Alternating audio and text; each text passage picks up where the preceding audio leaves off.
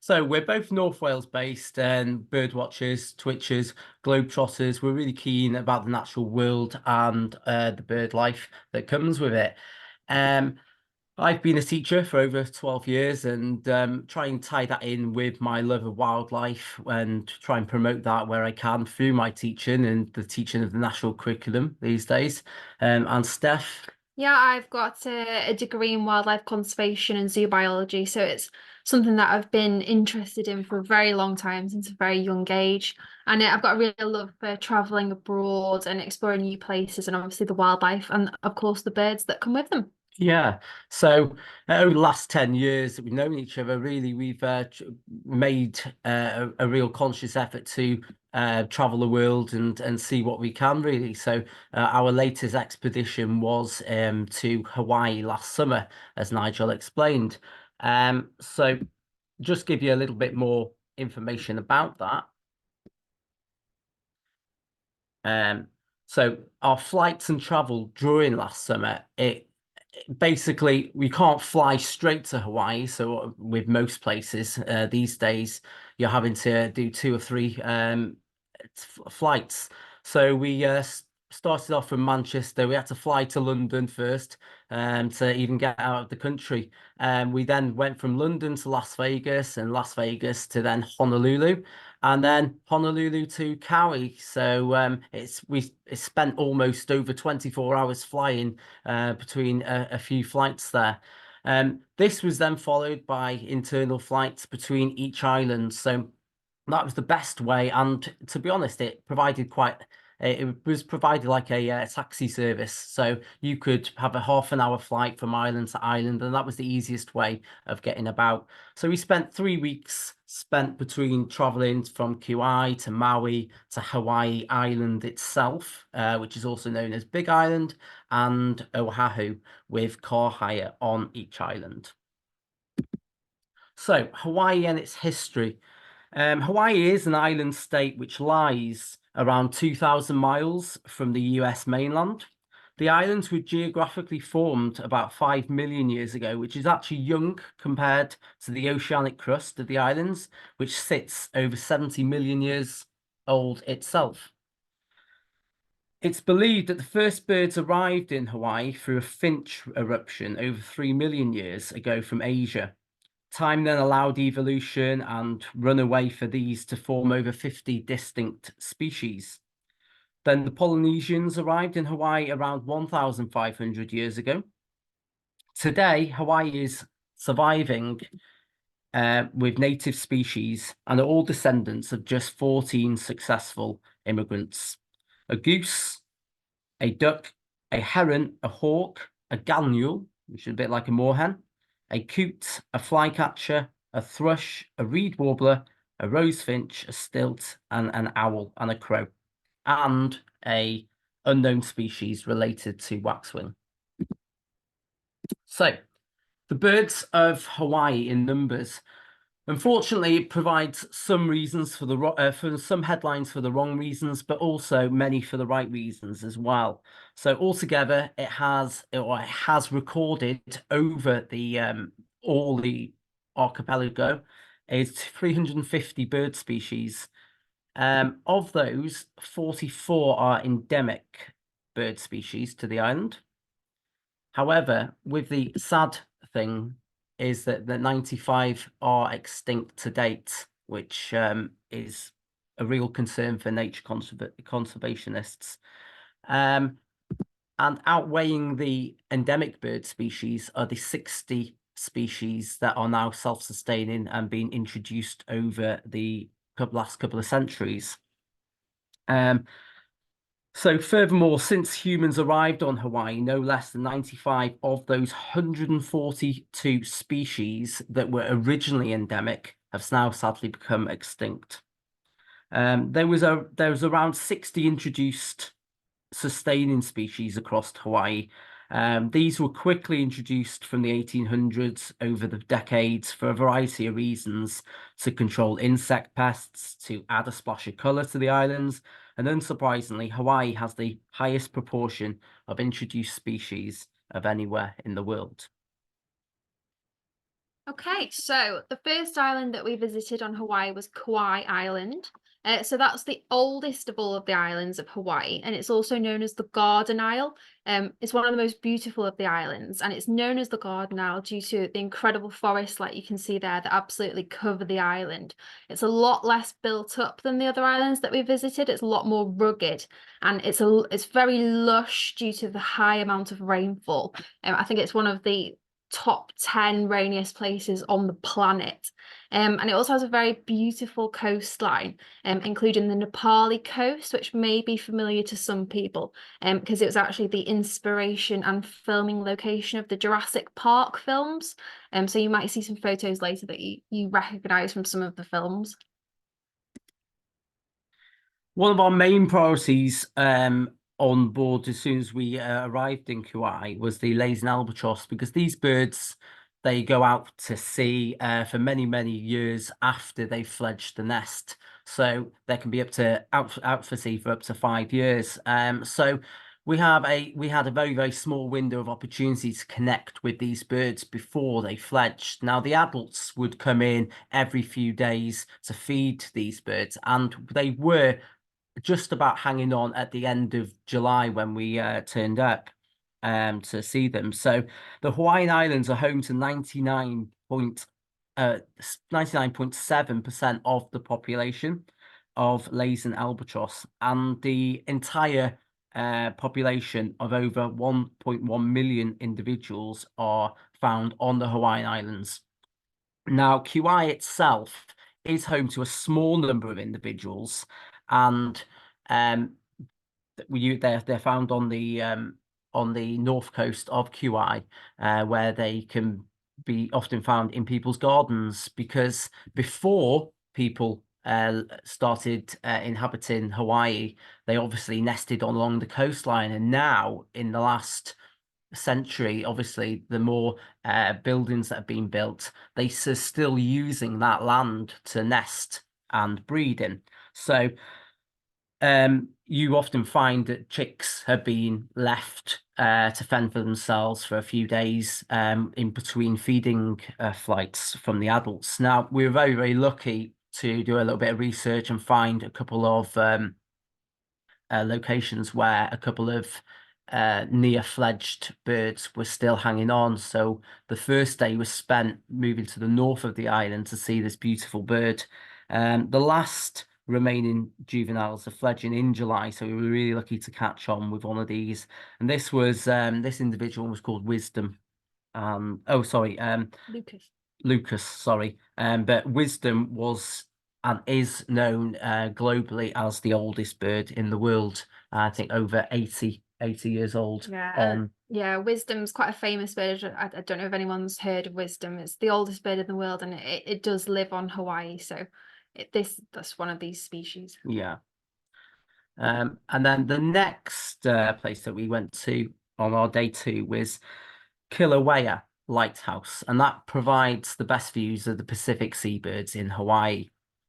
If anybody's ever been to Bempton, RSPB, and you're almost stood on the edge of the cliff viewing the amazing sights of puffins and gannets just only a matter of a few feet in front of you, well, this gives you a Bempton RSPB style experience just meters in front of you, but far more exotic tropic bird species such as the red-tailed tropic bird and the white-tailed tropic bird.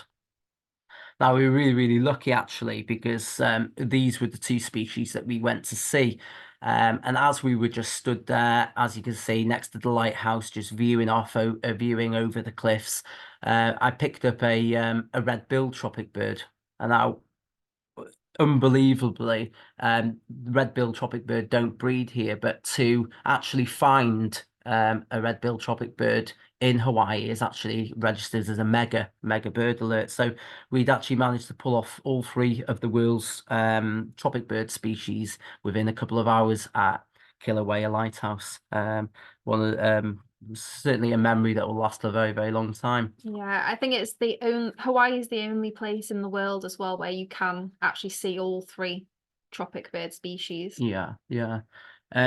The next thing I just want to share with you is hopefully a little video. I'm hoping this will work okay. and it won't crash anybody's internet broadband. But it just gives you a little idea of how close these tropic bird species were to us, just flying over our heads. And as you can see, that's the red-tailed tropic bird, almost like a seagull tern-like species that were constantly above our heads, just flying around the cliffs of Kilauea.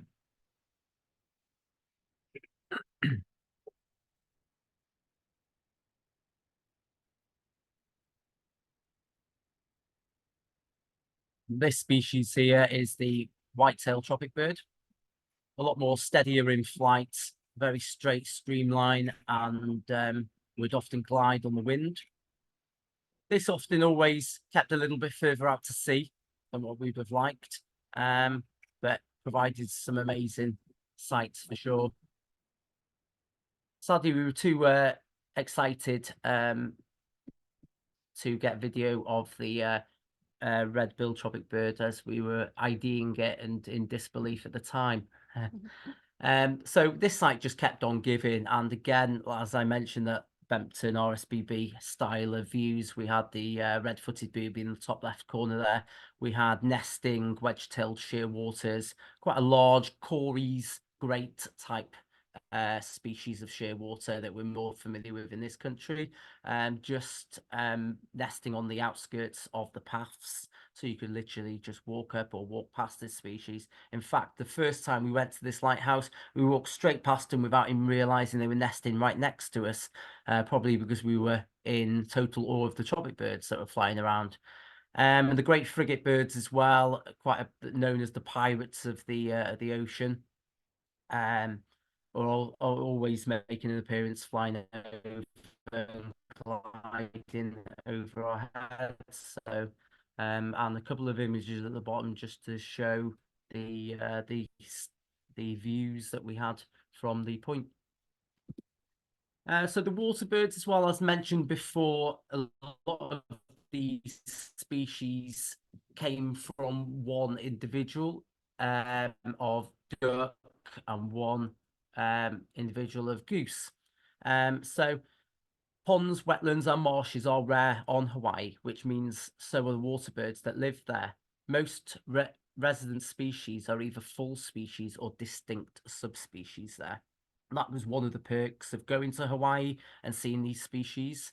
So here what we have is a Hawaiian gannule, which is very... the ponds, the wetlands, and the marshes are rare on Hawaii, which means so are the water birds that live there.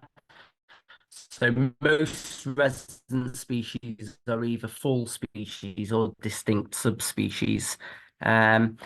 So the top right-hand corner image there is of a Hawaiian duck, and one would obviously probably overlook this species if you didn't really know what you're looking for, because it looks very similar.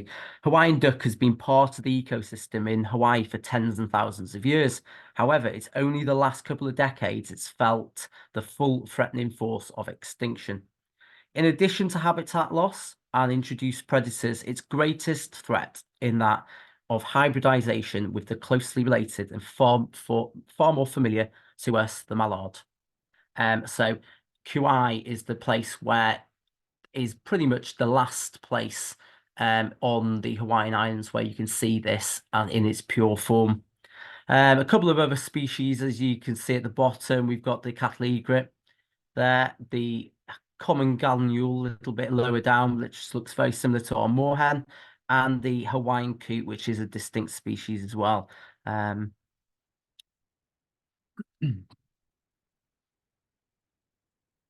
Okay. So one of our rainiest places on the planet is where, sorry, one of the rainiest places on the planet actually received 9.7 meters of annual average rainfall a year. And these birds that were here are facing sharp declines in this area, with many research groups that have spent many months on site over the last decade. So we wanted to explore and give ourselves the best possible chance of connecting with some of these rare endemics that were in the middle of this rainforest.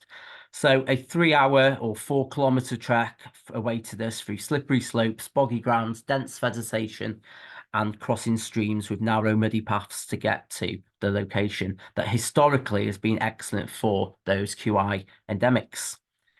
Introduced species such as white-rumped shama, Japanese white-eye, and Japanese bush warblers were first encountered at the lower altitudes. And then the endemics started coming in. The QI Elapayo are the two birds on the right-hand side. You've got the adult above and the juvenile below. They were fairly common species and related to the flycatcher. And the small QI thrush is one of the rarest, most vulnerable and critically endangered endemics located in the heart of the forest. However, rats that remain one of their largest threats to date, which has brought its close relative, the large QI thrush, to extinction with no further sightings for over 35 years. Okay, so Hawaii's forests are primarily comprised of just two types of tree, surprisingly. One of which is the koa tree, and the other is this one here. It's called the Ohia lehua. So this is the main nectar source for Hawaii's native forest birds. So basically, what they say is find the flowering Ohia tree, and you'll find the birds. So that was true to us. So we spent a lot of time looking for these red flowers, and you'll get the birds just coming in waves and feeding on the nectar. So a really good thing about these trees as well is that they all flower at different times of the year, so there's a constant source of nectar, which also makes delicious honey. I can guarantee that I did buy a few pots while I was out there. And this is also a really interesting plant as well because it's a pioneer species, so it's one of the first colonizers that can actually grow after a lava flow. You can see here in the picture on the right, Alex is stood next to one. That's actually on, it was the volcano plateau that we were on, and the only thing that was growing was the ohia trees. Now, like the birds as well, the ohias are at risk. There's a thing called rapid ohia death, which is a huge threat to the forests. It's a fungal disease which is killing the ohia trees. It kills them very quickly, often in a matter of just weeks. And actually, over 1 million trees have so far died on Hawaii Island alone. They are doing things to try and stop this. So there are a lot of mitigation measures in place while we were there. So alcohol spray and brushes on your boots that you have to sort of rub and spray before you actually go into the forest, which is really important. So that is another huge threat sort of facing the Hawaiian forests. So Hawaii has also actually only got two native species of butterfly. This one here, this is the Hawaiian blue butterfly, also known as Blackburn's blue. It actually gets its name from the blue wings on the upper side, not the underside, which you can see here is green. And we did see a couple of these species on the Alakai Swamp on Kauai, sort of about halfway up. The other native species is something called the Kamehameha butterfly. That looks a little bit like a painted lady. And sadly, we didn't see any of those, but we did manage to get one of the two, which was good.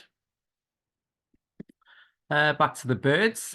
This is a wandering tattler, and this was a species that we were lucky to get really good views of on Kauai.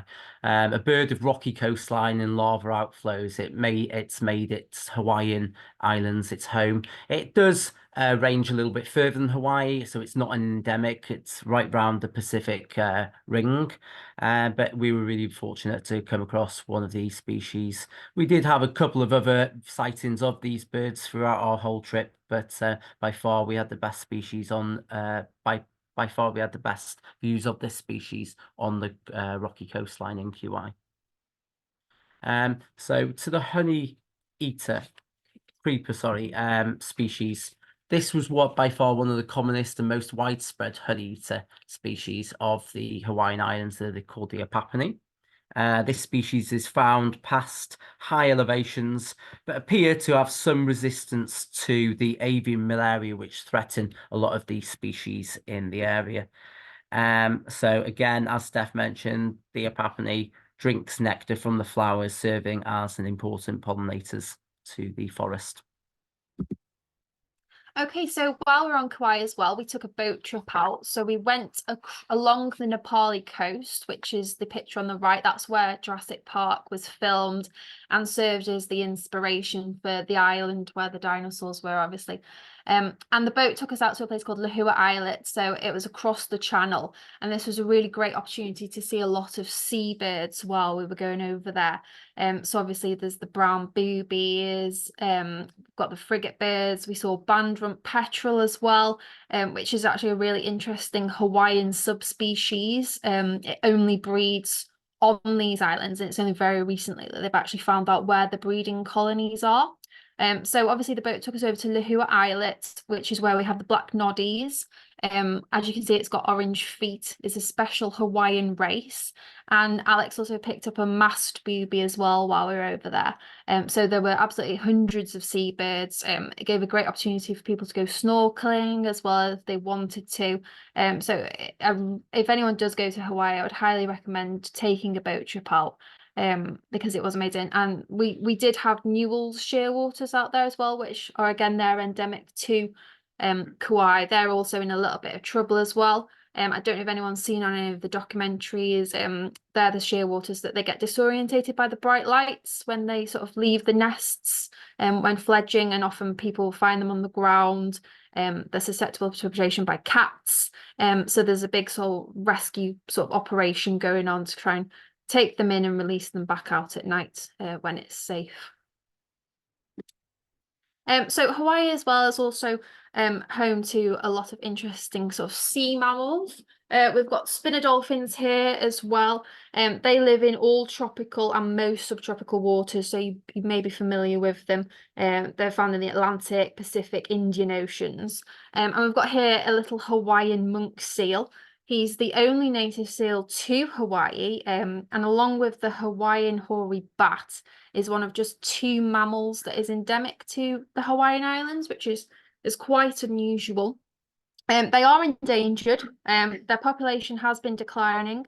It's now on the up, but is still only around a third of the historic level. So we did actually come across a few of these on our trip. The first was at Kilauea Point. He was just waiting for us at the bottom of the cliffs on the car park, so that was sort of job done immediately. But we did also see some on the boat trip around Lahua Islet as well, so that was good. Like I say, they were in decline, obviously due to overfishing of prey items, the habitat shrinking, and there's also a low juvenile survival rate as well. But they are on the up now, which is good news. So our next island that we visited was Maui Island. Maui was actually my favourite of all the islands we went to, even though we were only there for the shortest amount of time. So it was our second island. It was just a 40-minute flight from Kauai, and we only spent 2 days there, mainly because we only actually had 2 target honeycreeper species to see, as well as the nocturnal Hawaiian petrels. So it's a lot more built up than Kauai, and a lot sort of different habitat as well. So there's a lot of restaurants, lots of beaches, sort of on Maui, and as you can see here, that the habitat is very different. You can see it's a lot more rocky, a lot more sandy, and that's due to the lava, the shells, and the coral deposits. And this is actually the shield volcano on Maui. Which is the Haleakala. It's now a national park, but it's not an active volcano. So our first location that we went to was a site for the honey creepers. It was known as Hosmer Grove Campground. This was the place to be, and distinctly far easier to reach than some of the places that we tried to get to on Kauai. We could literally drive straight to the car park, which was lovely, and then it was a short walk to the viewpoint where you can see myself pictured. So just a few of the species that we had there. This is the Maui Amakiki. This is the Maui Alahio, very similar species. And of course the Apapani, which you've saw in the previous slide, common. And one of the most classic species that when you hear of Hawaiian birds is the iwi. And as you can see there, it's it's one of those species that is often pictured on specific billboards and things in Hawaii around about creating awareness of birds that are in danger of potential threats facing them. So, for example, some of the threats that include with mosquitoes. This was one of the highest points in Maui where you could go and see these birds, and basically due to elevation, the mosquitoes that were around that area hadn't quite reached that point yet, which is why most of the birds were in this area. We'll go on to talk about that in a little bit more detail later. Yeah, the iwi as well. It was actually these birds' feathers that the native Hawaiians use for all their headdresses, their ceremonial headdresses, the feathers of the iwi. So it's actually a very important bird as well in Hawaiian culture. After there we went down to one of the nature reserves on the outskirts of the island. This was a rare endemic subspecies of more familiar black-necked stilt from the American continent. So this rare endemic subspecies features a lot longer bill and a lot longer legs, as you can see. So up until 1941, it was hunted for sport, and now it numbers around 1,500. Like all Hawaii's endangered water birds, a major cause of its decline now has been habitat destruction due to drainage of marshes and wetlands. The first opportunity we got, we visited the local nature reserve to catch up with these photogenic birds. And they were literally just a few feet in front of us as we walked along the paths. Didn't seem to be too fussed about our presence. This was another species that, to be honest, I put in here because of the of how well it was showing. So this particular night heron, which we'd probably only see at night in Europe, was spending a large amount of its time in Hawaii out during the day due to the lack of predators. So it was really nice to see these species well in front of us and showing well like that. Falling, we decided to go higher up the elevations to view the sunset over the clouds. And this was the view that we had as we awaited the petrels to come in from the sea, where they'd spend their daytime over to their homes where they visit at night. So these birds are known as Hawaiian petrels, and as you can see, this picture on the top left was taken just before dusk, and the birds would come in and they would come back to their burrows. The calls were really distinctive, and once night had really set in, you could really hear loud calls. I'm gonna have a go at playing that call for you now, so hopefully you can hear this.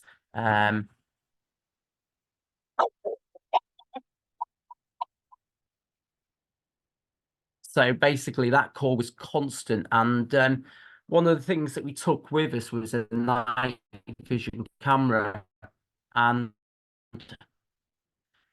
we took some night vision footage of these birds flying around at night, all those calls and sounds that we were hearing, where we thought there may be 2 or 3, there was actually up to 30 to 50 birds above our heads just flying around in the darkness of the night amongst the stars.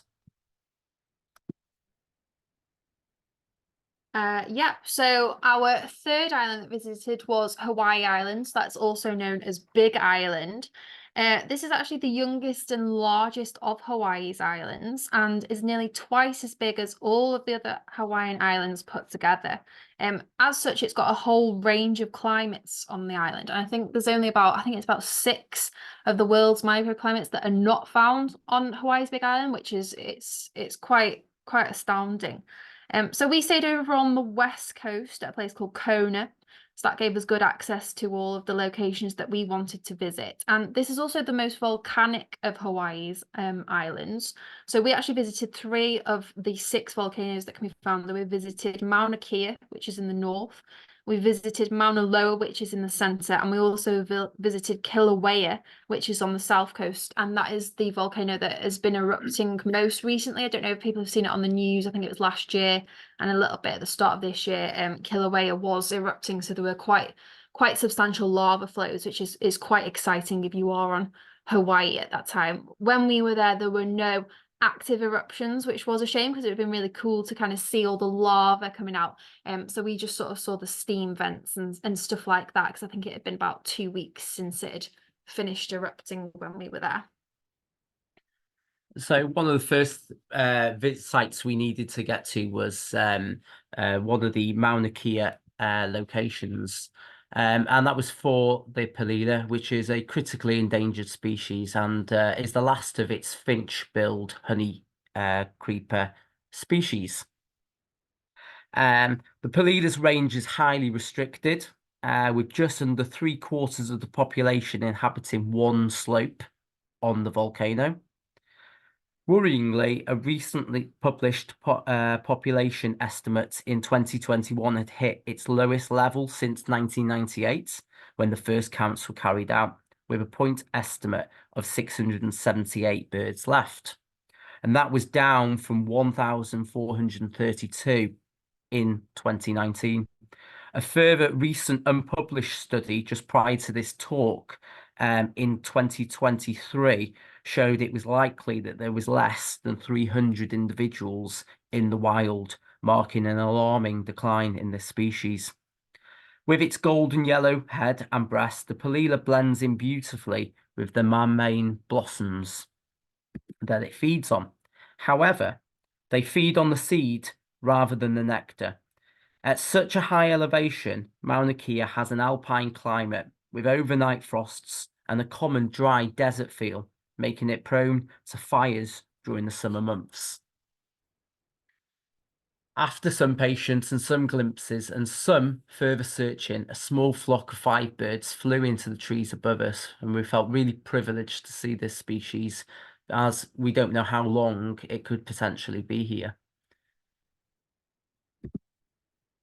Moving on from there, a common sight across the island, and both species that we encountered, we saw was the Hawaiian amakeke and the Hawaii alapaio. And now these two species have been split 3 ways, with other full species present on Kauai and Oahu. Other distinct subspecies do exist as well. As we understand more, similar species that have survived over the last couple of centuries have allowed research, which in some cases have resulted in species splits due to combination of geographical isolation or even evolution and factors. None have benefited more than these two species. After that, we took a guiding day, and it was the only guiding day that we had in the entire trip. Located in the northeast of Big Island, we had Hakalau Forest, which was established in 1985. It covers 32,000 acres of land, providing a home for the rarest, most vulnerable native birds. Now, as in across mainland America, a lot of nature reserves can be closed to the public to ensure that protection, to stop disease and spread of that. So this forest is one of 5 national parks on the island and totals half of the Hawaii's total of national parks. Because the park is closed to self-guided tours, to risk the spread of rapid Ohio death, left us restricted access only. So the only way onto the reserve was through Lance, which was our guide. And the higher elevation in Hakalau Forest contains some of the finest remaining stands of native montane rainforest in Hawaii, and habitat for 29 critically endangered species, included 7 birds, 1 insect, 1 mammal, and 20 plants that are found nowhere else in the world. Currently, it's the only place in Hawaii where native forest bird populations are stable or increasing. Now, this next species was one of the outstanding standout species of our trip, and this was similar to the woodpeckers that we have at home, even though it doesn't quite look like one. It certainly uses its bill like one. Now, looking at that bill, it looks quite fragile, but you'd be amazed at the strength behind the bill itself. Now, woodpeckers are renowned at very poor for crossing water, especially large bodies of water. With none that have ever been recorded in Hawaii. So one honey creeper that has evolved to fill the place of a small woodpecker, featuring a distinct curved bill, is this one, where it attacks the bark on the trees to rip that off, as you can tell by that hooked bill, to uncover any grubs. This was known as the Acapulaya, or the Aki for short, and roughly translates as the hammerhead. A host of other species we saw on this day in the forest with Lance was the Omeo. That's the bird in the top left there. A very noisy thrush species, often heard before it's seen. We did have quite a job seeing this bird, actually, even though everywhere we walked, every few hundred meters, there was one calling. And judging by the pictures, you can see there it was through quite a few trees that we actually had our first view of one. The Hawaiian hawk there, apart from the owls, this is the only endemic bird of prey to the islands. The Hawaii creeper, which is on the top right, that is a nuthatch type species, often stalking along the branches and creeping along, as its name suggests. The Hawaii kepa, which is the bright orange bird down in the bottom left, is a leaf specialist. It's a small honey creeper reminiscent of a little goldcrest. And of course, the last one in the bottom right is an amakiki species that we've seen before in this PowerPoint, which goes through, which is common right across these upland areas. As we do like to do over in the UK, and twitch a good bird that turns up now and then, as expected, due to its remote position, a new addition to the Hawaiian state list is very rare. Now, this bird, the cackling goose, do come through in the autumn time. So this July was one of the fairly early dates for one to be at or in Hawaii. And it did turn out that it'd been on this this section of Hawaii for probably about 11 years, believe it or not. So we decided to go and see it. Hawaii has, however, become quite a reliable stop-off point or wintering ground for many wildfowl species and waders, with birds moving in from July onwards. This cackling goose is an Alaskan subspecies, and it's been present at this sewage works for many years and considered a single resident now at the site. A small number of these birds do overwinter on the islands. Talking about the geese, one of the main species of geese that we had seen across the trip on two of the islands was this neen, or nene as they are often known in Hawaii, also known as the Hawaiian goose. A little bit of history about these is that nene has evolved from the migratory Canada goose that we're all familiar with here, and it made it to the islands probably about 1 million years ago. The barren high altitude, the lava-scarred landscape of Hawaii is far from ideal for wetland habitat species and probably the last place you'd expect a goose to be. However, the nene has adapted well to such an unexpected habitat such as this. These birds were relentlessly hunted, unfortunately, as were other species in the 1800s when people first came to the islands. The introduction of the mongoose further hit the population hard. By the 1940s, this bird was on the brink of extinction. So the true reason the nenes were found in such remote places was due to it being the only safe place away from hunters and predators, which is why and how it established its place up in the high elevations of mountains.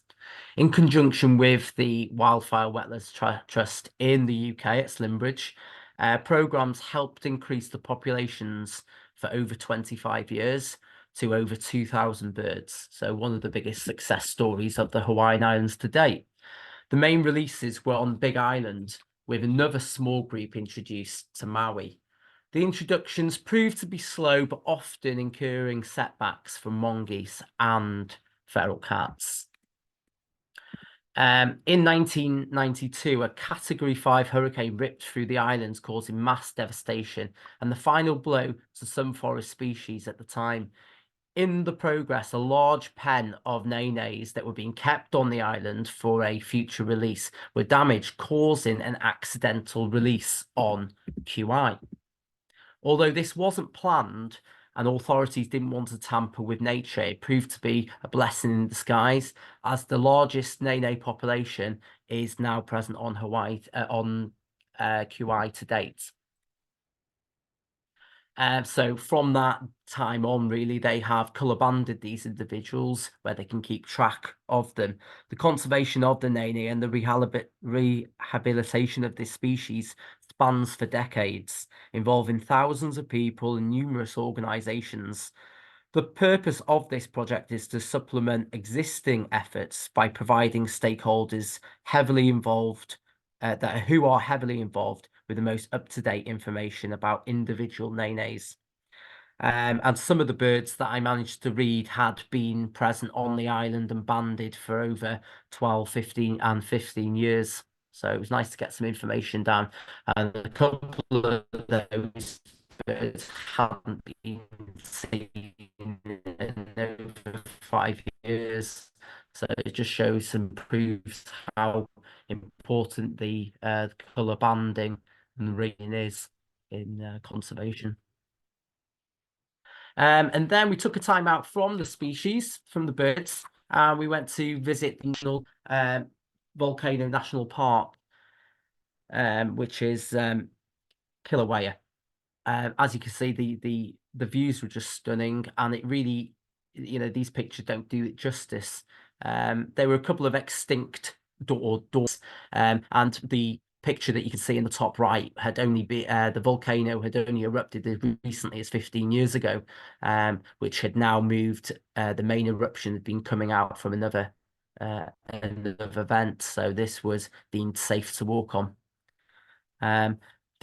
We went to see Kilauea, the volcano itself, where Steff had mentioned it had been erupting a couple of months prior to our visit, and it was still steaming when we got there. It was a shame, actually, because when we came back from Hawaii, it started erupting again. So we'll have to save that view for another time. So as we were in that area, we noticed that a lot of the lava that was coming down from Kilauea had come to the coast and gone into the sea.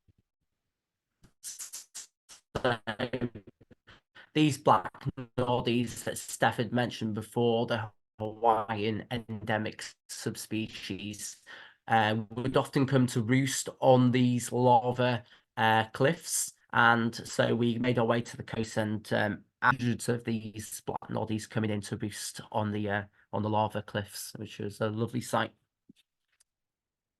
Yeah, so on Hawaii there are a lot of green turtles. Turtles are actually one of my favorite animals as well. So it was really lovely to catch up with them and get some good views. The Hawaiian name for turtle is actually the honu. So we went to a place called Black Sands Beach here, which is true to its name. The sand is lovely and black. And a lot of the turtles, they come out to rest on the beach there, and you can get really good views of them. You can't go up to touch them because they're sort of like in a rocky enclosed area, but it's a great opportunity to see turtles up close. And a bit later on the trip as well, we did take a snorkeling tour, so you can snorkel with the turtles when they feed below on the seagrass, and they come to like a cleaning station where the fish will clean them, and it's a really lovely opportunity to get up close to them. I think there should be a little video here as well.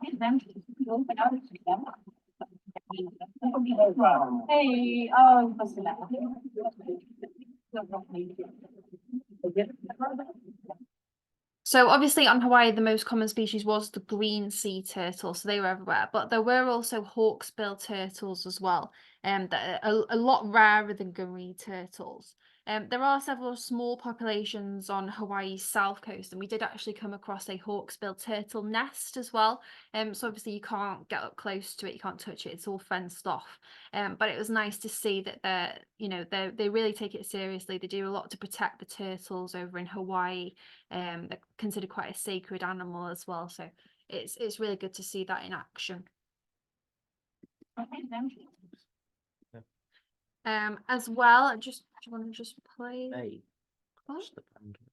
don't know. It may crash the bandwidth, but we'll give it a go. So obviously Kona is actually famous for its giant manta rays. So what they will do is they'll congregate in the shallow waters just offshore at Kona at night, where they will feed on plankton in the ocean. So what a lot of tour companies do now is they'll take you out on a short boat trip, just offshore, so you can actually swim with the manta rays. They'll take these massive lights that they'll put on the surface of the water, and all the swimmers, you hold on to the lights, and the light attracts the plankton, which in turn then attracts the manta rays to feed. So they're swimming right underneath you. So it is an absolutely amazing experience. So if anybody does go to Hawaii, I'd highly recommend doing a manta ray night visit. The camera doesn't quite do it justice as well, because it's an underwater camera and it doesn't quite pick up the colors, but when you are in the water, they're right in front of you and you can see them, and it's absolutely amazing. So that was a highlight of our trip. So from then on, we left the beautiful landscapes of Big Island, and we went to Honolulu, which is on Oahu. And this was this was our fourth and final island, giving up the quiet and relaxing environment of Big Island for a very busy city life, which is something that we haven't witnessed on Hawaii to date. Yeah, so Oahu, that was our last island that we visited. It's the most built up of all the islands. So as such, there's not as many forest species here. It's very urban. This is mainly due to it being the lowest elevation of all the islands. So obviously it's not as much natural forest anymore. So Honolulu is Hawaii's state capital. It's also home to the famous Waikiki Beach, as well as Pearl Harbor, which a lot of you may have heard of, the US naval base near Honolulu, which was the scene of the famous surprise attack by the Japanese forces in 1941. So we did actually visit the Pearl Harbor Memorial, and that was actually a really fascinating experience, actually a really, really interesting visit. You can see the pictures at the bottom. That's Pearl Harbor Memorial down there. Yeah. Oahu has Hawaii's only freeways, so it was a little bit similar traveling around in this 20-mile-an-hour zone in Wales. A lot of very, very slow roads with low speed limits, and just due to the very narrow roads and poor methods of traveling around really on the islands that we visited, until we got to Oahu, which are built for the people, those million residents. So we had proper freeways. We could hit 70 miles an hour again, and we could get from one place to the other a lot quicker. So we started off, we logged into our hotel, and we came across these birds straight away, which seem to be very, very common species in the in or around Waikiki Beach from the moment that we arrived. Our hotel was close to the beach, so we always had a tern flying by. This is a white tern.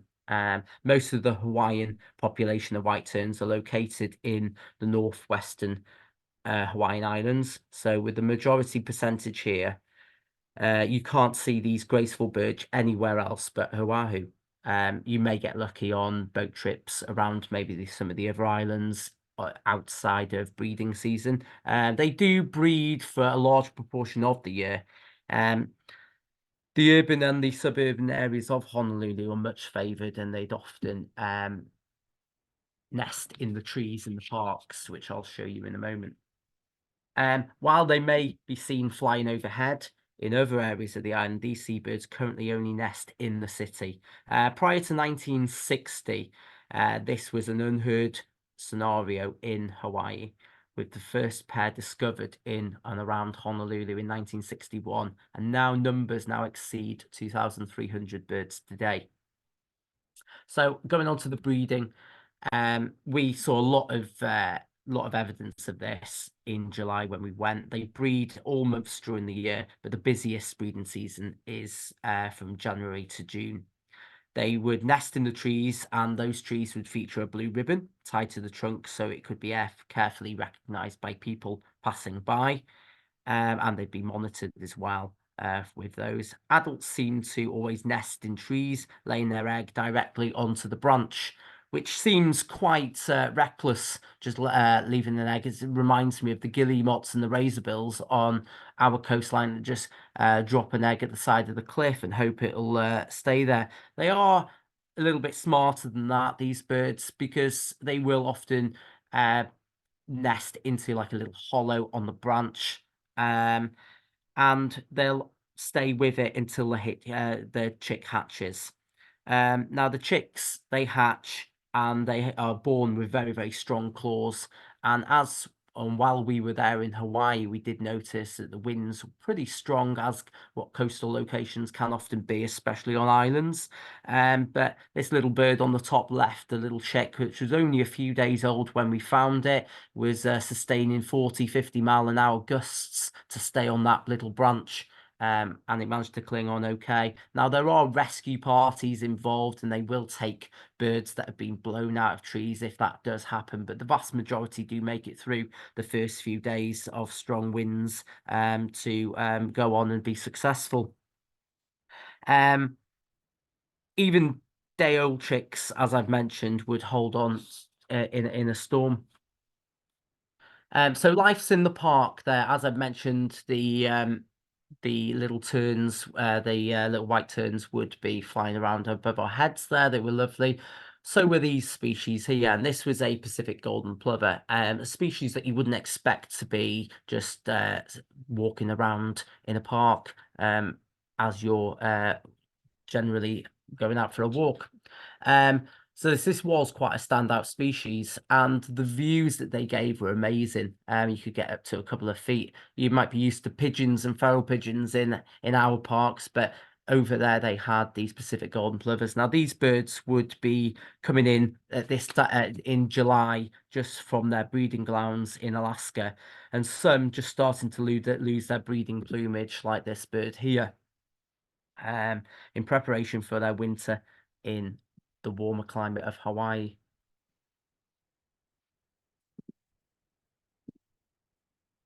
Okay, our Oahu endemics. Again, they had another species of Amakiki, which is one I've mentioned a few times already. So this is the third of the three species that had been split from one another, and the Oahu alapaio, which again is the third species of this individual that had been split recently from the QI and the Hawaiian Island one. Both birds were really achievable and notable within a couple of hours search of the island, of the forest that we went to, an only 20-minute drive from the inner city itself. We did try for a Mariana swiftlet, which had been introduced to the islands many, many years ago, which was once a self-sustaining species, but we didn't connect with that one, unfortunately. As we were walking around this this forest, looking for the endemics, I started to get a few messages on my phone asking if I was all right. And lo and behold, there was news reports breaking out all over the country of the Maui fires. Now, I'm sure if some of you think back, you probably remember some of the headlines at the time. Now, this is where we'd been literally about 9 or 10 days prior to our when we went to Oahu. So it was really quite concerning, and it caused quite a lot of uh, upset and drama over in Maui. again, oh, let me just go back to that one, sorry.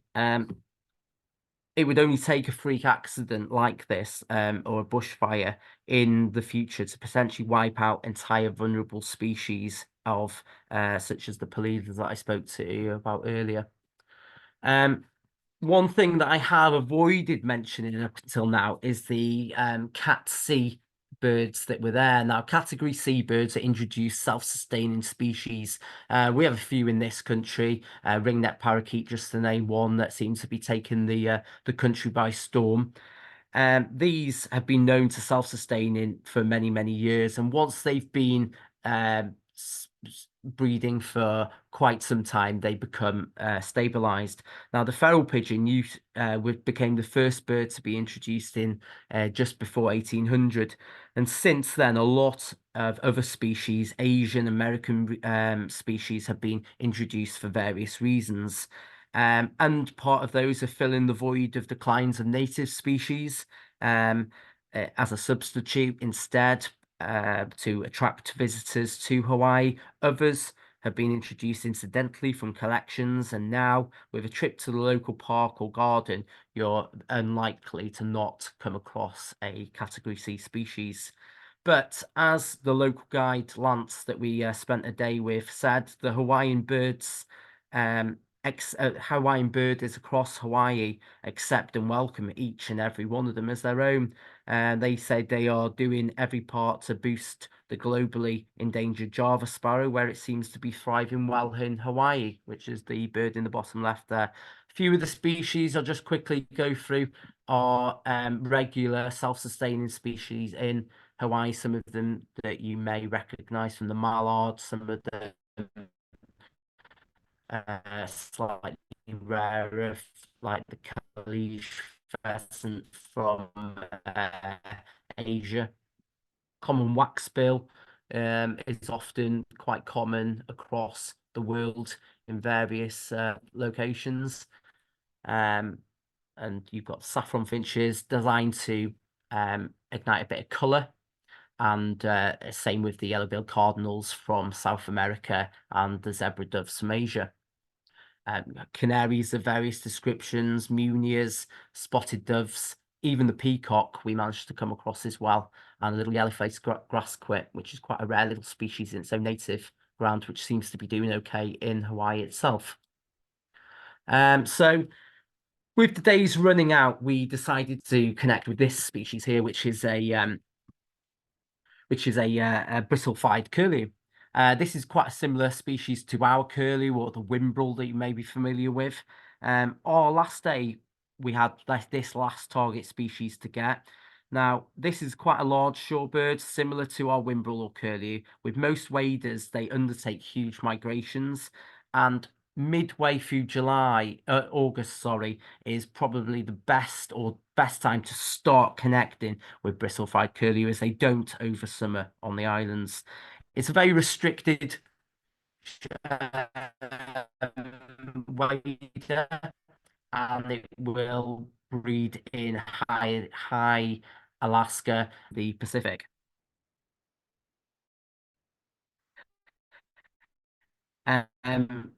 It was August the 11th, and no previous go to their known wintering ground.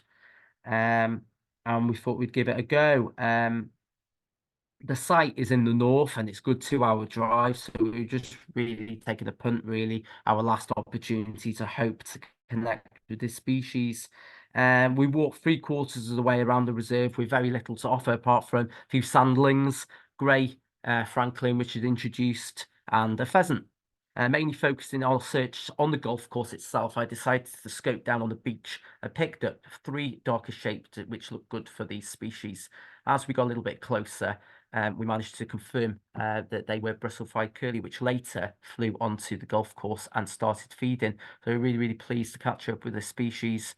Target achieved.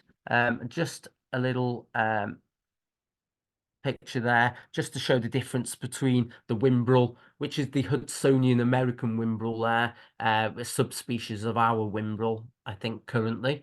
and the differences between that. And the main difference is the obvious pale, buffy rump and distinctive barred tail that they have on the bristle-fried curlew. So we're really happy to catch up with that one. Yeah, so obviously Hawaii is not all sunshine and rainbows and beautiful beaches. A lot of the forest birds are in serious trouble. So, Hawaii is not known as the extinction capital of the world without good reason.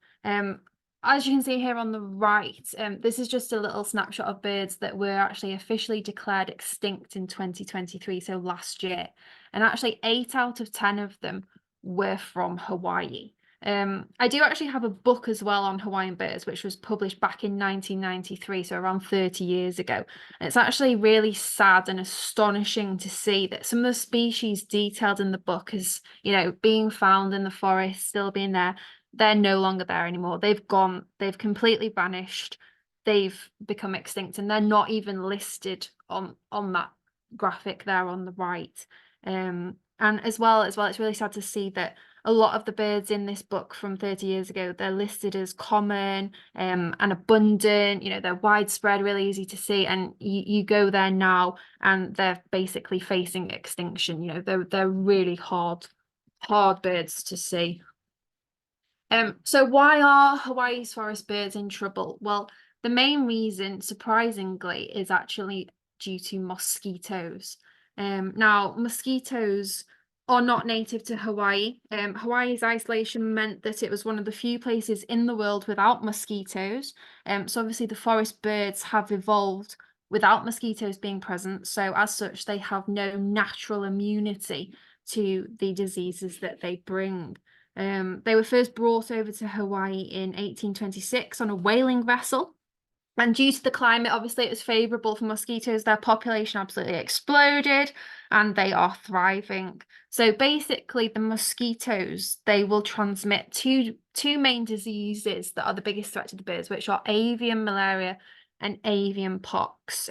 So the birds contract this when they're bitten, and this is deadly to the birds. So the iwi, which was the bright red and black bird that was, so important in Hawaii's culture, they actually have 100% mortality rate if they contract avian malaria, which is really, really quite worrying.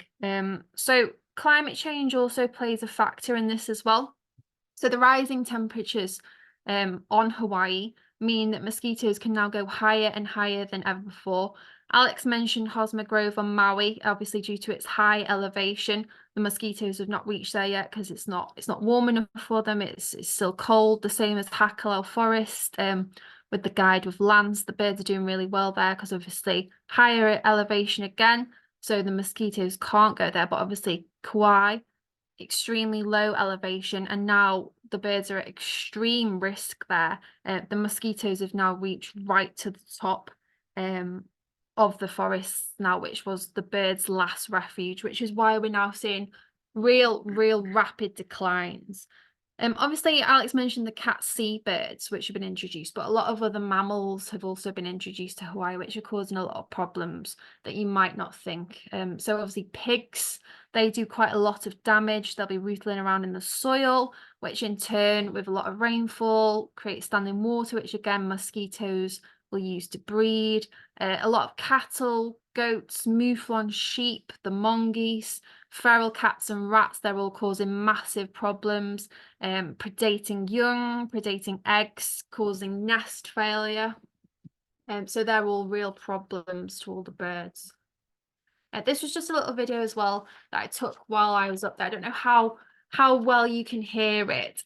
Basically, it was really sad to see. So when we were at Hosmer Grove on Maui and when we were in Hakalau, the forests were absolutely alive with bird song. You just stood there, you could, it was just thriving.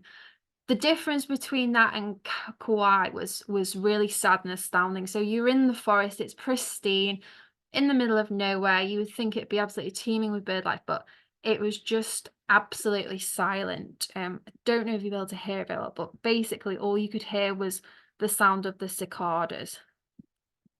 Do you want to just play it?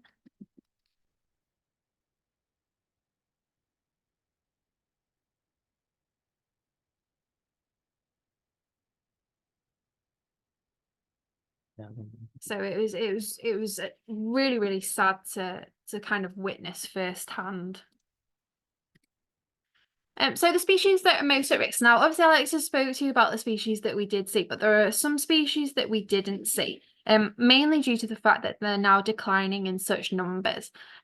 So like I said, Kauai's forest birds are the ones most at risk. So there's a species we did see called the anianial, which used to be very common, but is now experiencing absolutely extreme population decline, so much so that they're now starting to take birds into captivity and try and start a captive breeding program. Same here, this bird here on the right, that's a Kauai amakihi. Now, we saw all the other three species. We didn't see this one. Again, sort of testament to the species decline. Oahu as well, the situation there is already quite dire. There are just 2 native forest species left, and the Oahu alapaia is in particular trouble there. It's really starting to decline due to the habitat loss. Obviously, Alex mentioned the pelila. One of the main factors that's driving their decline is the loss of their mamine, the feeding plant that they utilize due to invasive mouflon sheep. So the mamine is actually really slow to grow. So when the sheep destroy the mamine, because it grows so slow, it's a real problem for the pelila, and their population has actually declined by just over 89% in just 23 years.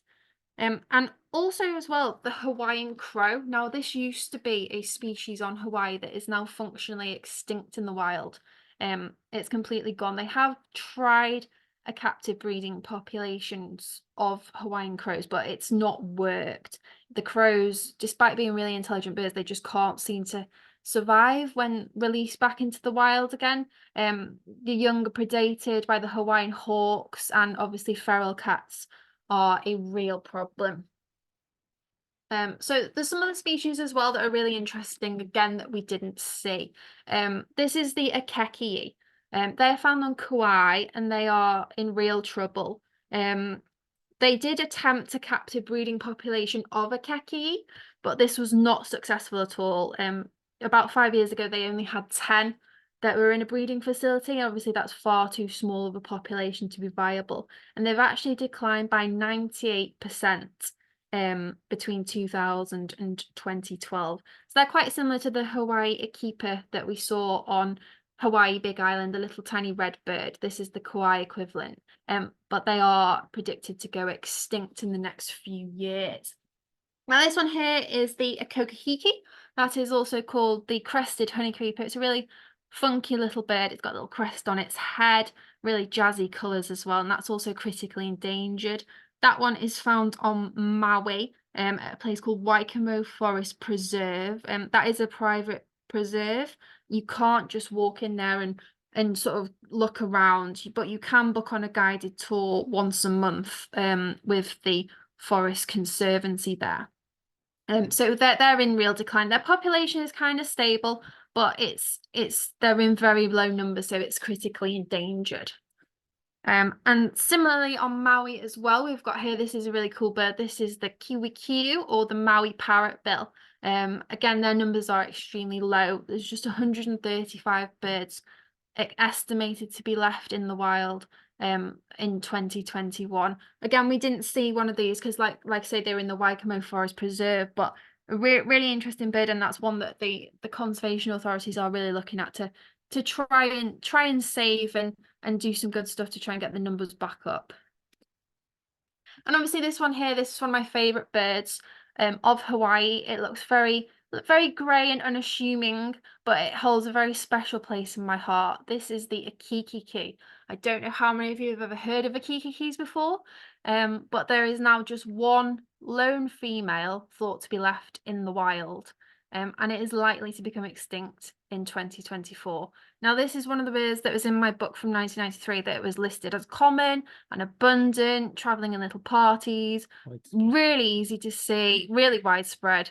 And now there's just one left in the wild in that short space of time, which it's really heartbreaking, to be honest. Alex mentioned earlier that it was a 4-kilometer trek up to the forest in Kauai, and we actually did a 26-mile round walk over 2 days looking for the Akiki keys. We did have a grid reference of where the last sort of known pair was known to be. So we spent a considerable amount of time in the forest looking for them. We spent absolutely hours in the rain waiting, but sadly it wasn't to be, and we didn't see the Akiki keys. However, there is hope for them. There is a captive breeding program underway. So they've been doing a lot of research there. There is an Akiki project ongoing. They've been collecting eggs from the nests. They've been collecting the wild individuals to take them into captive breeding, obviously, before the mosquitoes get to them. They are at real risk. So hopefully one day they will be able to be re-released back onto Kauai, and they're also looking at translocations to Maui and Big Island. So they have about 44 birds in captivity at the moment. So this particular bird here, this was taken by a chap that we got talking to while we were out there. He was in Hawaii at the same time of us, Julian and Lucas. So he took this picture, I think it was a few days before we were in the forest. So this is likely one of the last individuals of wild Akiki keys to be photoed in Hawaii. So it's a really special bird, and it did absolutely capture my heart while we were out there.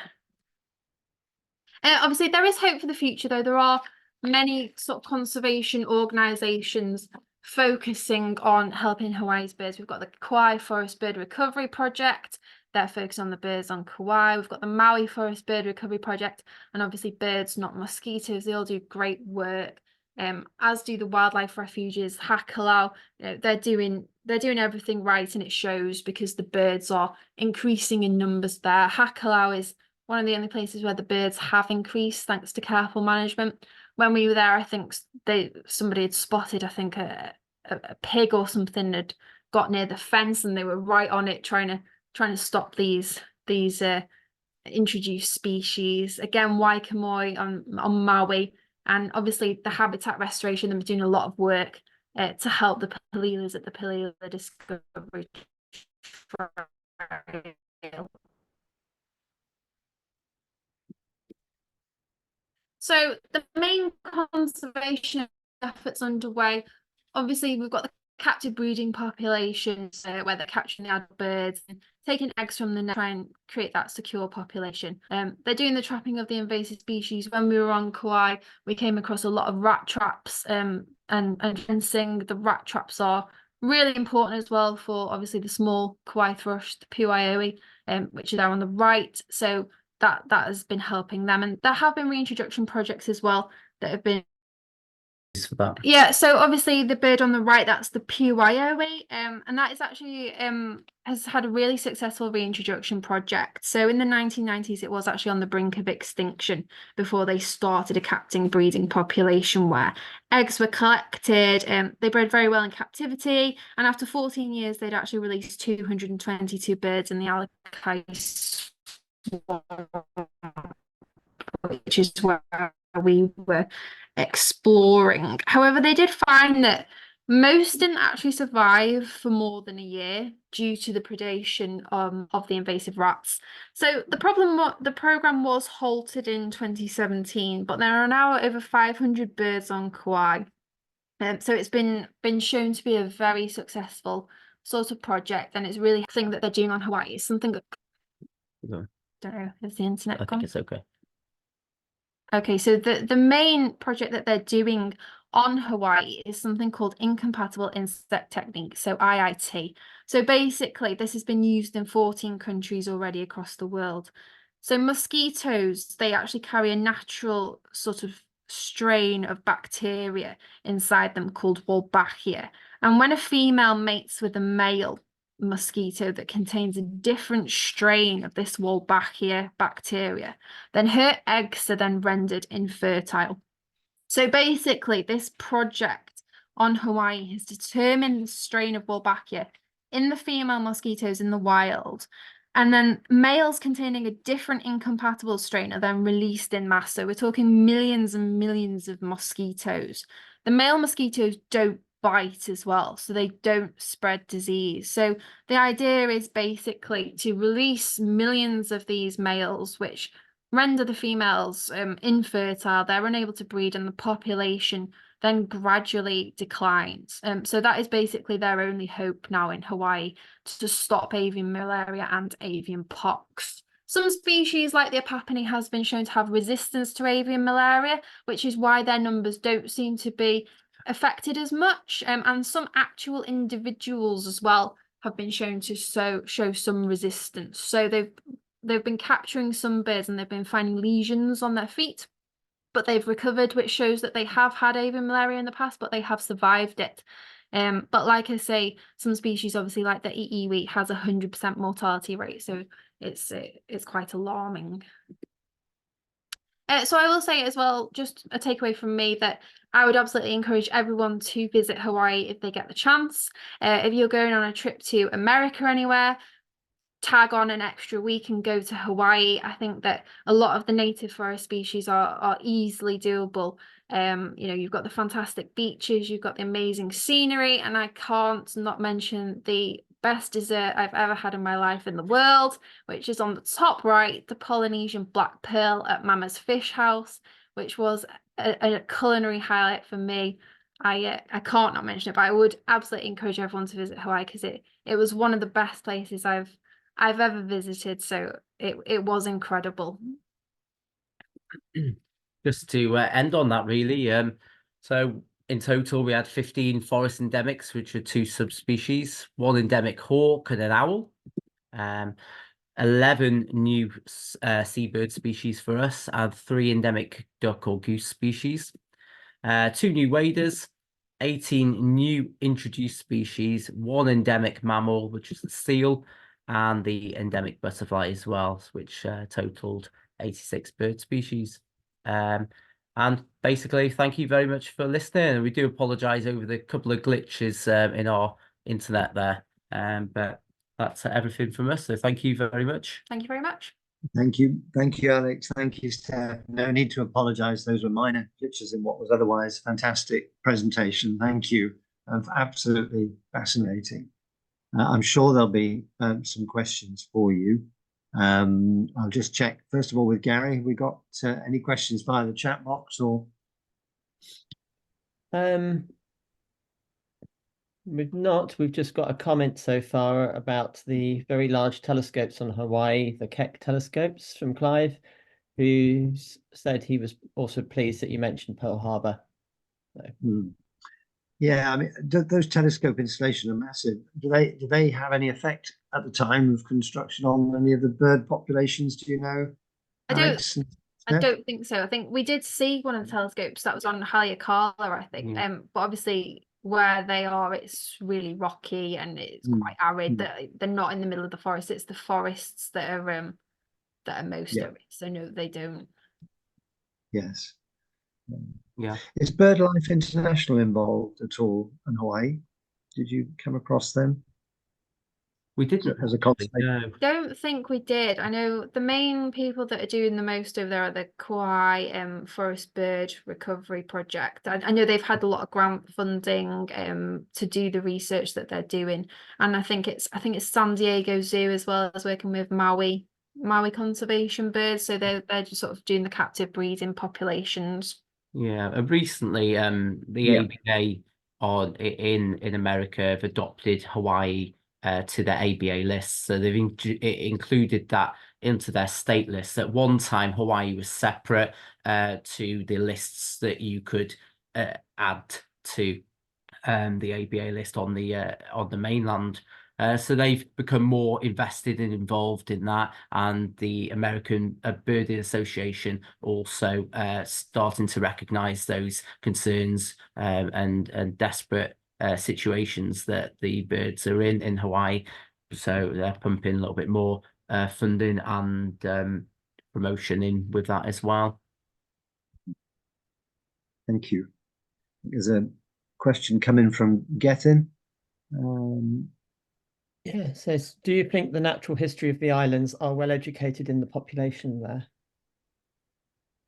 I think it depends. I think the Kauai sort of forest bird recovery, they do a lot with schools. Yeah, they do.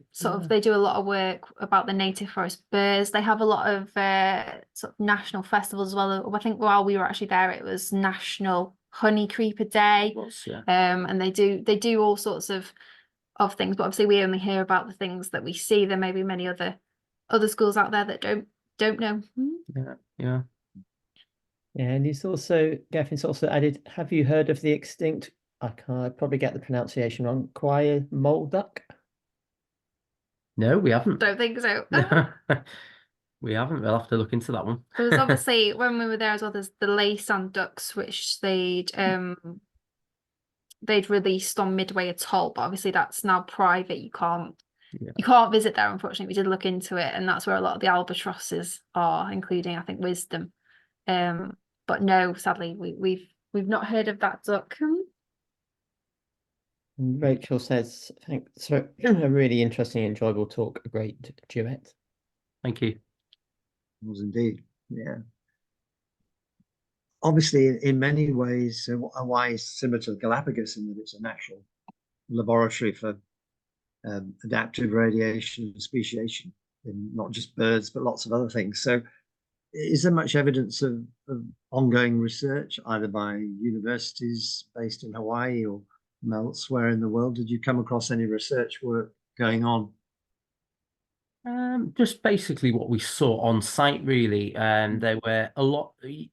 We'd often, because some of the locations were very, very remote, research companies would leave a lot of their gear there on site, and they'd come back to it within a 3 or 4 months' time. So we saw lots of ladders and ropes and saw all the pulleys where they'd been to collect the eggs from the akiki nest. Yeah. We saw all the trail cameras for the PYOEs and all the rat traps, and they have like little trails of little plastic tags on all the trees, because obviously it's in the middle of a forest. It's so remote, you literally turn left and you don't know whether you've come right, left, gone whatever way. So we had to follow these little plastic tags all through the trees, which without we would be absolutely lost.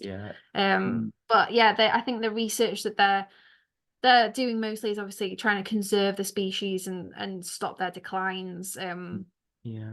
Especially on Kauai. Yeah. Thank you. Any other questions? There is actually, Geffin's posted a picture of the mole duck. I think duck in the chat. Have a look. If you want to have a look. Thank you, Geffen. Does he look like a mallard?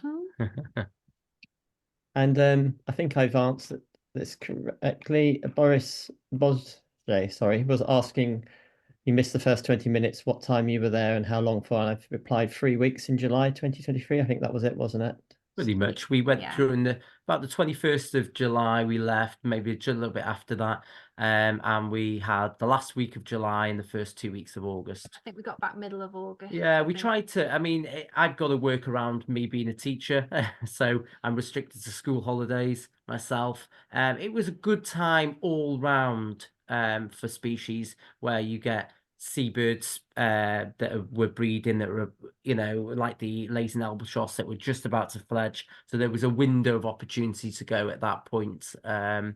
I think, you could go at different times of year and benefit from other species as well, from passage seabird species. We didn't get too much of that, did we? And also, if you'd have gone earlier in the year, you'd have had more singing birds in some of the forests, maybe on territory and attracting mates. We didn't hear as much as probably what we should have, which could have been a restriction in what we saw. We struggled as well, because obviously I mentioned the ohia trees. They're basically the key to finding the birds. So when we were there, the ohia trees were not majorly in flower. That's kind of earlier on in sort of the springtime. So if you go in the spring, the ohias are full blossom, all the birds are feeding. Obviously when we went, there was only like a handful of trees kind of in bloom, so you had to kind of stake them out and hope some birds did come. But obviously earlier on in the season as well is also the rainy season. So when we were there, it was the dry season. So we did enjoy fabulous weather. I don't think it rained once, apart from when we were up on the Alakai, which was the rainiest place in the world. So of course it was going to rain. But during the rainy season, I think a lot of that is actually inaccessible because of the streams. They flood. You can't drive over them. We had to rent a 4x4 sort of Jeep when we were there, and we kind of struggled even though it was the dry season. So during the wet season, it's all a lot of it is inaccessible on Kauai, yeah. in particular. Yeah. But I would say as well, obviously we did 3.5 weeks, but you could easily sort of condense and pack it down and do a whistle stop tour. And like, you know, if you went to Big Island, if you wanted all the endemics, you know, we did that in a morning. So, you know, you could easily do that combined with Oahu, Maui, Kauai, and I would say a week easily. Yeah. Well, And personally, Go there. I would say go there as well before they die. Yeah. there's another that would be my top tip. there's another thank you for giving a entirely different perspective on the islands. Yeah, here. And I, for one, am glad you spent 3.5 weeks there, Alex and Steph, because that way you gave us such a comprehensive talk tonight. It was fantastic. So thank you for going to all that effort to visit. Well, first of all the islands. You know, I rather thought we might hear about one of them, but no, we got the full set. And not only that, you know, you covered all the different habitats so well, and you didn't just restrict yourself to the birds. It was really fantastic to hear about swimming with manta rays, for example, and it's all part of obviously this remarkable island archipelago experience that you've showed us this evening, and fully realized that it is one of the wonders of the world. It certainly lived up to its billing in terms of the bits that are still intact are absolutely outstanding, aren't they? It's hard to imagine anywhere more beautiful and luxuriant and bio-luxuriant than Hawaii at its best. And so thank you for portraying that. But in balancing it, I'm so glad that you raised the very severe conservation problems and the threats that face so many of the birds and other animals, and that you became aware of more and more as you went round and compared the different islands, and that came over really, really strongly, and that's so important. And I just cannot get over how fast the changes are.